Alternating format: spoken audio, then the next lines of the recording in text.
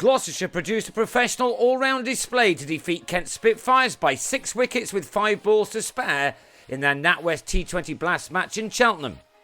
Michael Klinger inserted after winning the toss and then watched Joe Denley get off to a good start. A well-struck 6 in the 3rd over off Matt Taylor, getting things moving. Denley and Daniel Bell-Drummond opened up with a stand of 45 made at 9 runs per over. But in the final one of the power play, that brought about the end of Bell-Drummond for 16, Klinger holding on well at mid-off to offer David Payne a wicket in his 2nd over. The total read 54 for 1 at the end of the 6 overs of power play, with Denley looking in supreme touch, scoring 37 of those runs. But after adding just a couple more, he perfectly picked out Tom Smith at deep backward square off Benny Howell, whose opening over cost just 2 runs. Howell and Smith combined again in the bowler's next over, Sam Northeast falling in identical fashion as a batsman departed for 5 at 72 for 3 in the 9th over. Halfway through the innings, the Spitfires had made 82 for 3, Jimmy Neesham starting brightly, until he had a slash at a ball from Chris Liddle and nicked off for 9. Alex Blake came and went quickly, Smith with his 3rd catch of the afternoon, Matt Taylor the bowler to lead the Spitfires on 87 for 5 in the 12th. Much now relied on Sam Billings, who brought up the 100 in the 14th over, but there was still work for him and Darren Stevens to do. And Billings soon began to play and time his shots really well. This push off Howell carrying the distance. The score with 5 overs to go at 116 for 5, Billings into the 30s. Stevens was also finding his range as the late charge began. But having added 40 and 5 overs together, the partnership was broken, with Matt Taylor taking a splendid catch to get rid of Billings for 36. And Howell ended with figures of 4 for 29, as he also removed Matt Coles for a golden duck. Jack Taylor with the catch this time to reduce Kent to 132 for 7 with 3 overs remaining.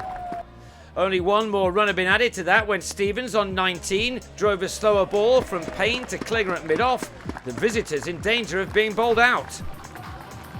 Instead, Adam Milne belted Payne into the crowd in the last over as the Spitfires finished on 152 for 8 from their 20 overs. Gloucestershire openers Klinger and Mustard both struck early boundaries to soon have their side in control of this contest, the pair trying to make the most of the new ball and some pace.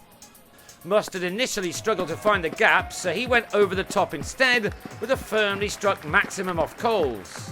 The introduction of Treadwell inside the power play ended the partnership on 35, Klinger bowled for 13. Gloucestershire added 1 more in the power play, and with Mustard looking good, they would have been relatively pleased at this stage. This a big hit off Stevens. Ian Cobain was quickly into his stride as well, as Gloucestershire kept themselves up with the required rate.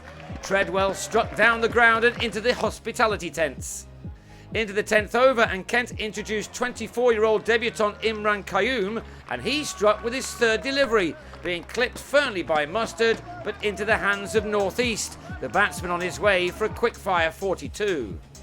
Halfway into their reply, and Gloucestershire's score read 78 for 2, 75 more required, the 100 then brought up in over number 13. Cameron, Bancroft and Cobain finding boundaries and running very smartly. But an even smarter catch by Coles at mid-off brought an end to Cobain's innings on 31. The fielder nonchalant as he claimed the dismissal, which left Gloucestershire on 108 for 3 with 45 needed off 7 overs.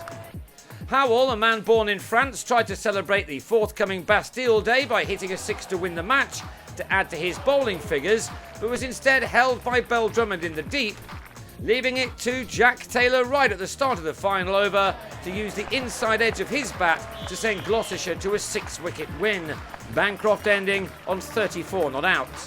Next up, Gloucestershire entertains Sussex again at Cheltenham on Sunday, while the Spitfires head to Surrey on Friday before the rematch with Gloucestershire in Canterbury on Tuesday evening.